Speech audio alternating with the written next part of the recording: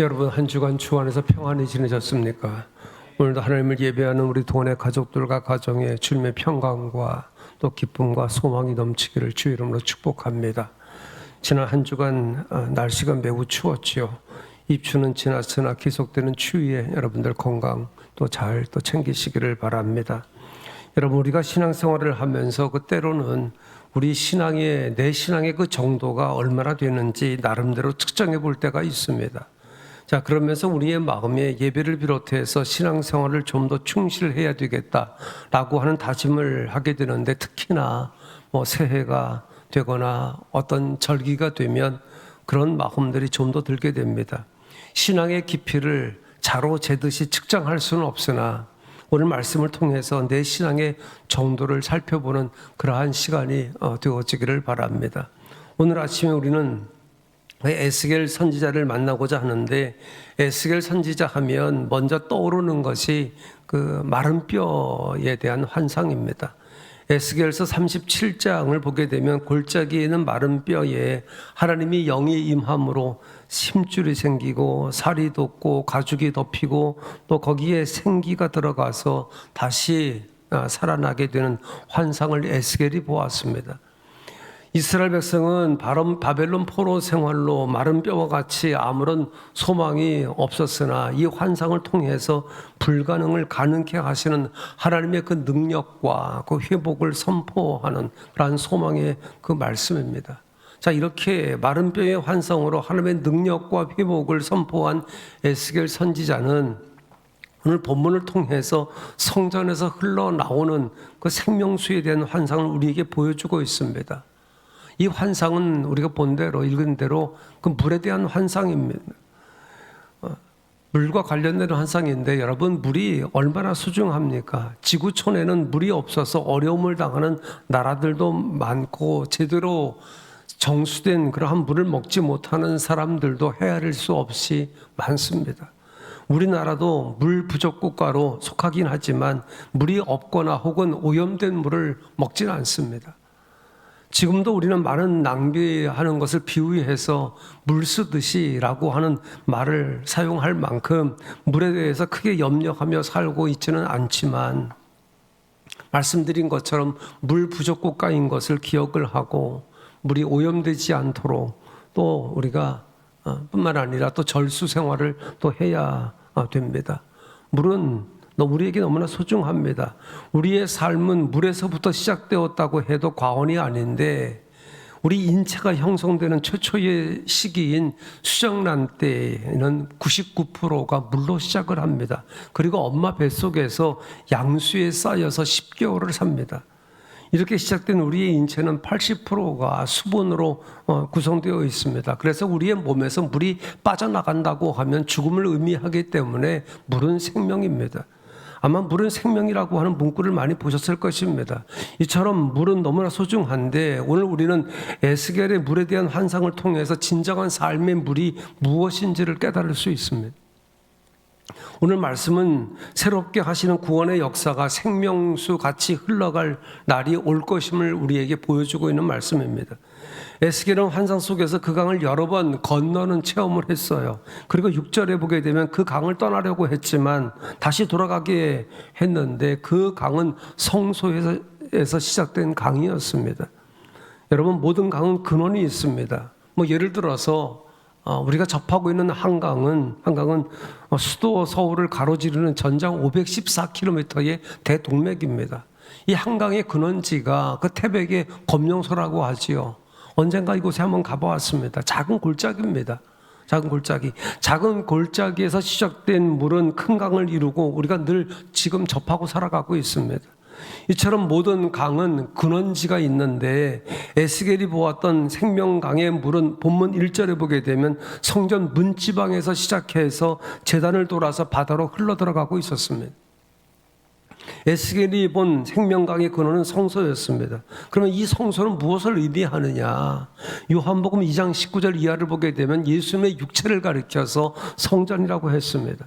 자, 그러므로 성전에서 물이 흘러나왔다고 하는 것은 예수 그리스도로 말미암아 영원한 생수가 공급되는 것을 의미하는 것입니다. 또한 그물이 제단을 돌아서 큰 강으로 바다로 흘러가고 있었어요. 이것은 요한계시록 22장 1절의 말씀처럼 예수 그리스도의 십자가의 희생으로 말미암아 천하 만민에게 영원한 생수의 은혜가 흘러가는 것을 의미하는 것입니다. 결국 에스겔이 본 환상 중에 에스겔이 환상 중에 보았던 생수의 강이나 사도 요한이 보았던 천국의 강수는 생명수의 강이고 구원의 강이고 복음과 또 은혜의 성령의 강인 것입니다. 여러분, 이 생명수의 말로 우리의 영혼이 살아가는데 절대적으로 필요한 것이고 이 생명수는 그리스도를 통해서만 얻을 수 있는 것입니다. 여러분, 이제 이 강물의 깊이를 보시기 바랍니다. 3절에서 5절을 보게 되면 물의 깊이를 1,000척, 즉 450에서 500m 이 간격을 두고 청량하는 것을 볼 수 있어요. 처음 1,000척까지는 그 강의 깊이가 발목까지 차는 정도였습니다. 그 다음에는 그 강의 깊이가 무릎까지였고 그 다음에는 허리까지 오르게 되었습니다. 나중에는 건너지 못할 정도의 깊이가 되고 헤엄칠 만한 물이 되고 사람이 건너지 못하게 될 정도의 강이 되었다라고 하는 환상입니다. 여러분, 성전에서 흘러나오는 물, 이 물은 앞서 말씀드린 것처럼 생명의 물입니다. 사람을 소생케 하는 그러한 생명의 물입니다. 뿐만 아니라 사람에게 기쁨을 주고 소망을 주고 구원을 주는 은혜의 물입니다. 자, 그런데 이 강물의 깊이가 일정하지 않고 점점 깊어졌어요. 점점 깊어진 것에 영적인 교훈이 있습니다. 점점 더 깊어지는 이 강물의 환상을 통해서 저와 여러분의 은혜의 정도 내지는 신앙의 그 단계를 생각해 볼 수 있습니다. 3절을 보게 되면 에스겔 선지자가 주의 천사에 이끌려서 성전에서부터 흘러나오는 그 물줄기를 따라서 1,000척 가니까 그 물이 발목까지 올랐다고 했어요. 발목까지 차는 물에서는 어린이 재밌게 놀 수 있습니다. 발목까지 물이 찼다고 하는 것은 신앙적으로 말한다고 하면 우리가 어떻게 표현할 수 있을까? 은혜는 받긴 받았지만 그 은혜는 발목 정도의 깊이라고 하는 이야기죠. 예수 믿고 신앙생활을 하는 가운데 어린아이처럼 자행자지하며 내 마음과 내 생각대로 행하는 그러한 신앙의 상태를 말할 수 있습니다.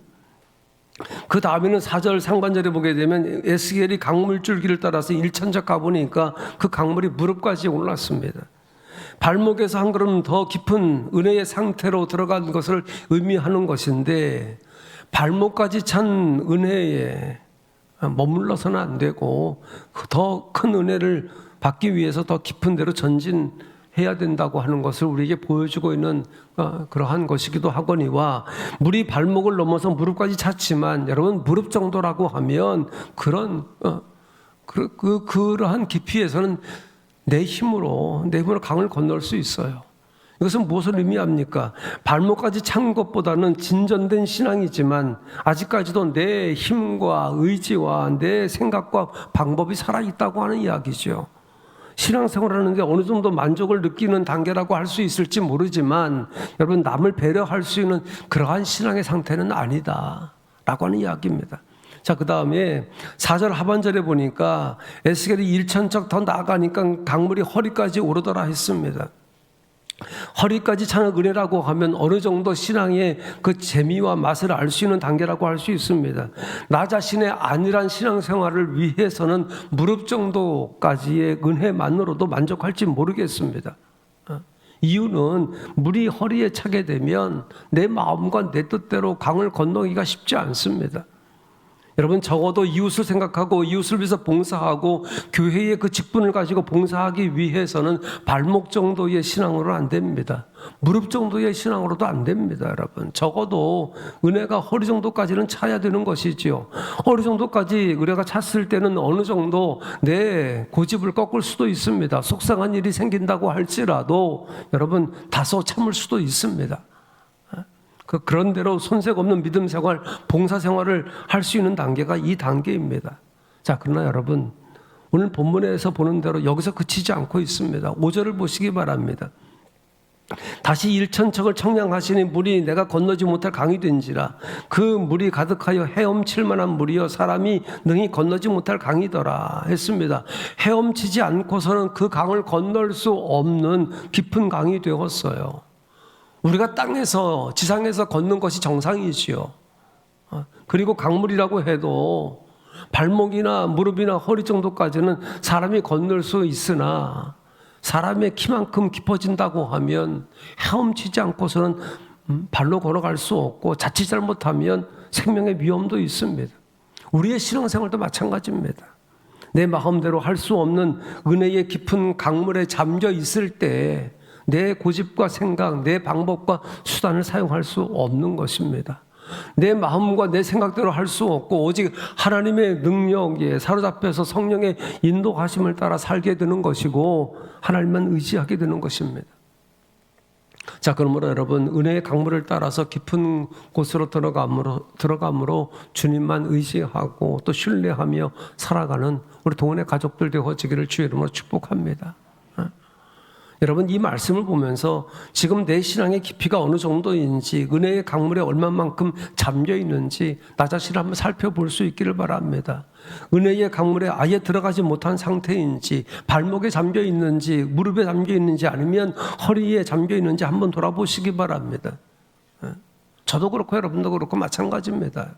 누구든지 나 자신의 신앙을 보면서 하나님께서 급적하게 여기시겠다 그렇게 생각하는 분들은 한 분도 없을 것입니다. 저나 여러분이나 우리 모두는 하나님 앞에서 날마다 부족하다고 고백하지 않습니까? 내 신앙의 깊이가 발목 정도라고 하면 무릎까지 잠기려고 하는 신앙의 노력이 우리에게 있어야 되는 것이고 한 걸음 더 들어가서 허리에까지 그리고 내 힘으로 건널 수 없는 은혜의 강물에 잠겨지는 그러한 그 믿음의 또 삶이 되어지고 또 그와 같은 그러한 결단도 우리 가운데 있어야 할 줄로 믿습니다. 여러분 6절 이하를 보게 되면 이제 에스겔은 두 번째 장면을 보았어요. 마침내 그 강물줄기가 동쪽으로 흘러서 소금기가 많은 사해로 흘러들어가서 썩은 그 물을 소생시켰다고 했습니다. 이 8절에서의 바다는 사해를 의미합니다. 썩은 물이 이렇게 다시 솟게 되고 거기에는 많은 물고기가 살게 되고 그 강에서 어부들이 그 물을 던져서 고기를 잡습니다.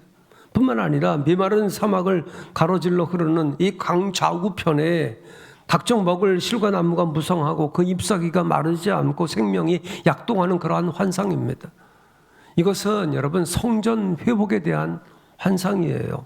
예루살렘 성전으로 인해서 모든 사람들이 생명의 복을 받는다라고 하는 그런 말씀이에요.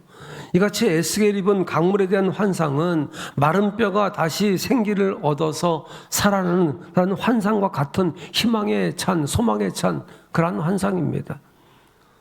다시 한번 이스라엘 역사적 상황을 말씀드리면 이스라엘은 바벨론 그 포로 생활로 힘겨워하고 좌절하고 낙심합니다.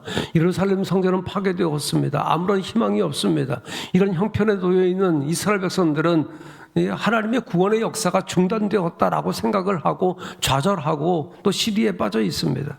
이와 같은 상황 속에서 에스겔이 본 이 마른 뼈가 다시 생기를 얻는 환상은 이스라엘 백성들의 그 소생을 그 예언한 것이고 오늘 성전 문지방에 흘러나오는 물, 이 물이 강물이 되어서 사막을 적시고 또 만물을 소생시키는 환상을 본 것은 바로 성전 재건이 되고 또 예루살렘을 중심으로 이스라엘이 생명의 근원이 될 것이라고 하는 소망의 환상입니다.